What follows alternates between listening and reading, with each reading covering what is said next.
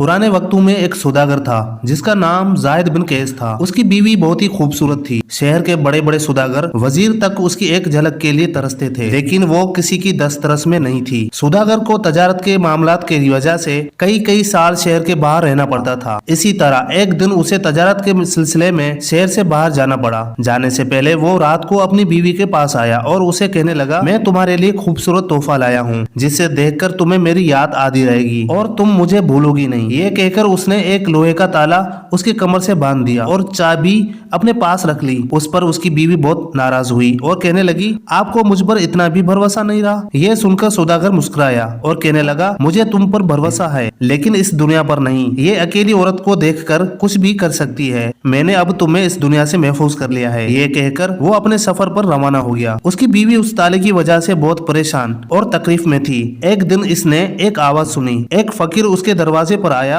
और उसने आवाज लगाई। उसकी आवाज में ऐसा जादू था कि वो सौदागर की बीवी को उसकी आवाज बहुत पसंद आ गई। उसने उस फकीर को बुलाया और फिर से सदा बुलंद करने को कहा। फकीर ने उसके कहने पर फिर से आवाज लगाई। सौदागर की बीवी ने उसे कुछ पैसे दिए और कहा, तुम कल फिर मेरे पास आना और अपनी आवाज सुना देना। वो फकीर चला गया और अगले दिन फिर सौदागर की बीवी के पास आया। सौदागर की बीवी ने फिर उसे कुछ पैसे दिए और फिर से अगले दिन आने को कहा। फकीर चला गया और फिर अगले दिन वापस आ गया। इसी तरह आहिस्ता आहिस्ता दोनों को एक दूसरे से मोहब्बत हो गई। इसी तरह एक दिन तन्हाई में फकीर उसके पास जाने लगा तो उसने रोक दिया और उसे सारा माजरा बताया कि कैसे सौदागर ने उसे ताले में जकड़ दिया है। वो फकीर पहले तो मायूस हुआ, लेकिन फिर वो सौदागर की बीवी से कहने लगा कि तुम फिक्र मत करो, तुम मेरा इंतजार करो, मैं ताला खोलने का हुनर सीख कर तुम्हारे पास आऊंगा और तुम्हारा ताला खोलकर तुम्हें यहाँ से आजाद करके ले जाऊंगा। सौदागर की बीवी ने उसकी बात से इत्तेफाक किया और वो फकीर ताला खोलने का हुनर सीखने के गर्ज से वहाँ से चला गया। वो फकीर कुछ दिन गायब रहा। सौदागर की बीवी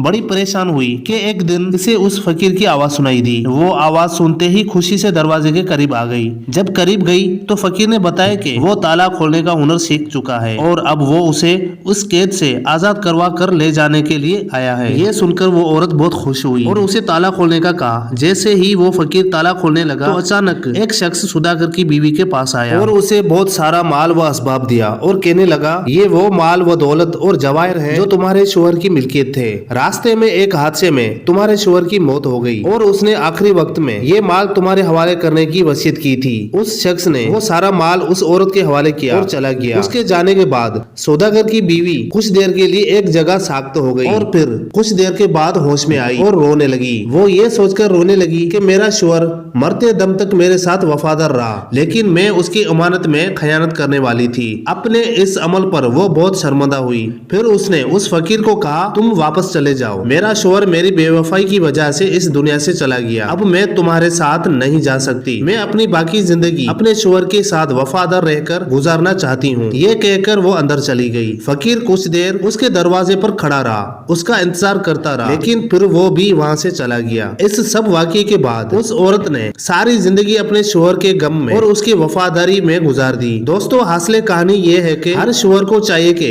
अपनी बीवी पर एतबार करे और बीवी को चाहिए कि अपने शोहर के ताबेदार और वफादार होकर रहे, चाहे शोहर और बीवी कितने ही दूर क्यों न हो। अल्लाह से दुआ है कि हमें नेक अमाल करने की तौफीक अता फरमाए और हमारे अंदर वफादारी को फूट फूट कर भर दे।